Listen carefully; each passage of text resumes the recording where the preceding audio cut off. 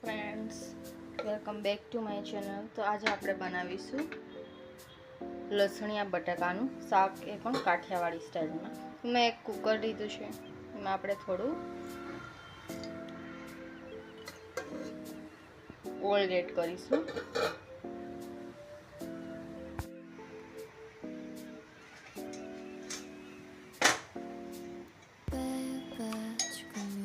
હવે આપણે એમાં થોડી રાઈ એડ કરીશું, થોડી ટર્મરિક એડ કરીશું અને સ્વીટની લીવ્સ એડ કરીશું.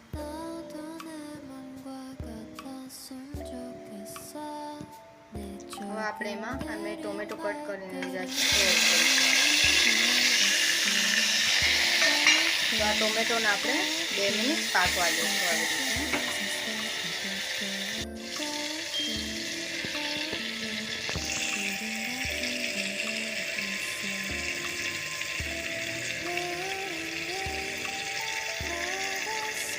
આપણે ટોમેટો જેવા છે આ એકદમ સરસ ચડી જાય એટલે આપણે એમાં નાના નાના પીસ બટેકાના કરીને નાખીશું.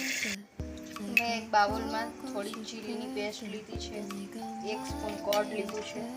હવે આપણે એમાં ધનિયા જીરા પાવડર 2 સ્પૂન એડ કરીશું અને ચીલી પાવડર એડ કરીશું.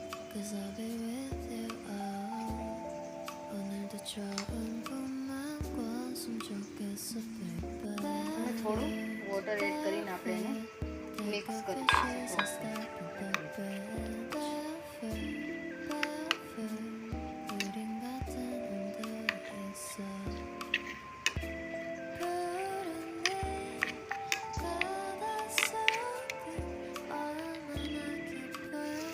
હવે આપણે જે મિક્સ કરેલું છે તેને આમાં નાખી દઈશું અને પ્રોપર હલાવી દઈશું.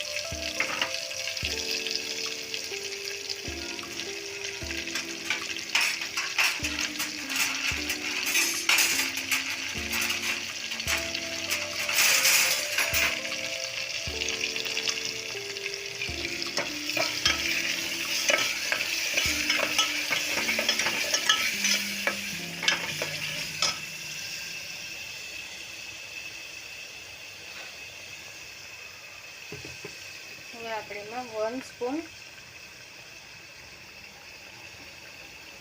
અમે સિંગ, કાજુ એ બધાનો પાવડર કરીને રોસ્ટ કરીને પાવડર કરીને રાખ્યો છે, એ આપણે એડ કરીશું.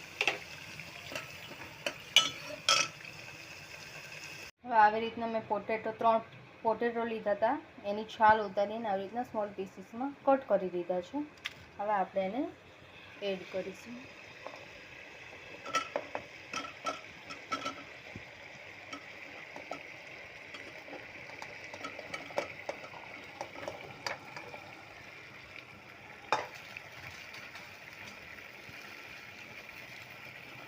હવે એને આપણે મિક્સ કરીશું. મેં થોડું ગાર્લિક લીધું છે, આપણે એને આવી રીતના ખાંડી લઈશું. આપણે મિક્સરમાં પણ પેસ્ટ બનાવી શકીએ છીએ, પણ આપણું જે આ હાથેલું પથ્થરની જે ખાંડણી હોય કે એલ્યુમિનિયમની, એમાં એનો ટેસ્ટ ખૂબ જ સરસ આવતો હોય છે. એના માટે થઈને હું આ ખાંડણીનો યુઝ કરું છું.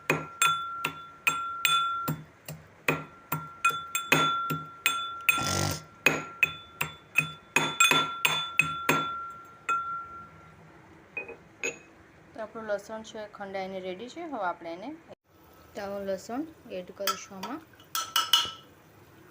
હવે આપણે એને મિક્સ કરી લઈશું.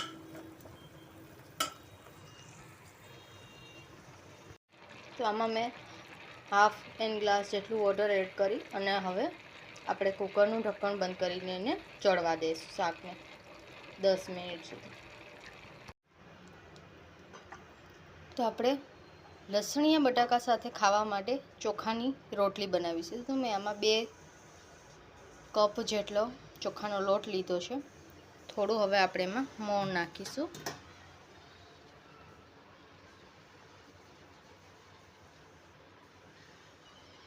અને હવે આપણે એને સરસ રીતના લોટ બાંધીશું.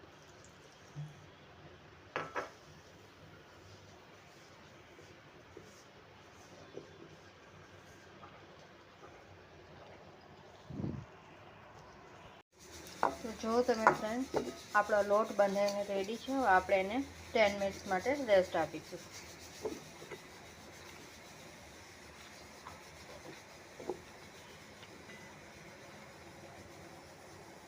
તો આપણા લોટ 10 મિનિટ થઈ ગઈ છે. હવે એને આપણે 2 મિનિટ પાછો મસળીને નાના નાના લોવા કરી લઈશું.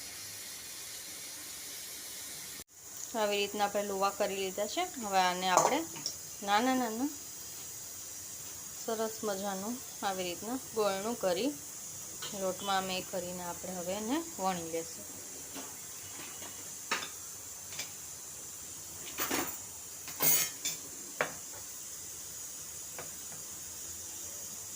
તો આપણી આ રોટલી વણાઈને રેડી છે. હવે આપણે એને ઉપાડીને આવી રીતના લોઢીમાં નાખીશું. અને આપણે જ્યારે પણ રાઈસની રોટલી બનાવતા હોય એ આવી રીતના થોડું પાણી લઈને એને આમ કરીને, જેથી આપણી રોટલી એકદમ સોફ્ટ થશે. જનરલી તમે કરતા હશો ત્યારે જોતા હશો કે તમારી જે રાઈસની રોટલી હોય એ થોડી વારમાં કડક થઈ જતી હોય છે. એટલે થોડું પાણી નાખીને આપણે આવી રીતના કરી લેશું એટલે આપણી રોટલી એકદમ સોફ્ટ ને સોફ્ટ જ રહેશે સાંજ સુધી. તો આવી જ રીતના આપણી બીજી રોટલી પણ વણાઈને રેડી છે. આપણે આજે રોટલી નાખેલી હતી ચોખાની, એનું એક પણ પાકી ગયું છે. હવે આપણે એને ધીમેથી આમ ઉથલાવી લઈશું.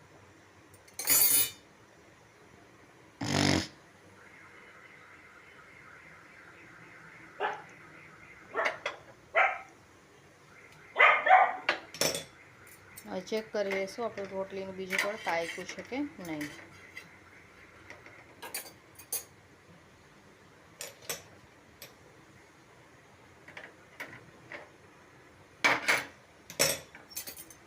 તો જેવી રીતના આપણે ઘઉંની ફુલકા રોટલી કરતા હોઈએ એવી જ રીતના આપણે એને જે બીજું પડ હોય તેને ગેસમાં આવી રીતના એ પકાવી લઈશું.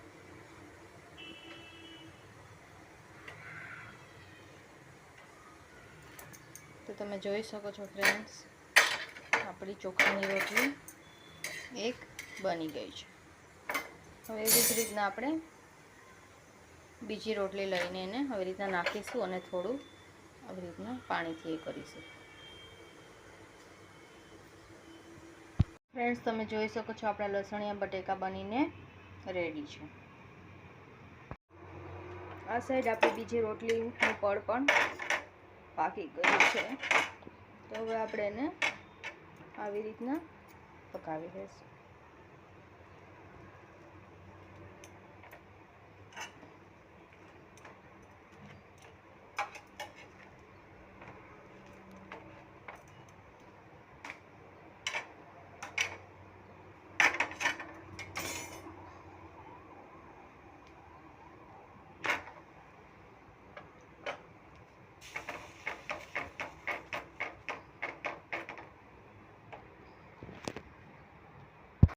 તો રેડી છે આપણી રાઈસની રોટલી અને લસણિયા બટાકાનું શાક. તમે પણ મારી જેમ ઘરે બનાવીને ટ્રાય કરજો અને તમને જો સરસ લાગે તો મને કોમેન્ટ બોક્સમાં શેર કરજો. Thank you.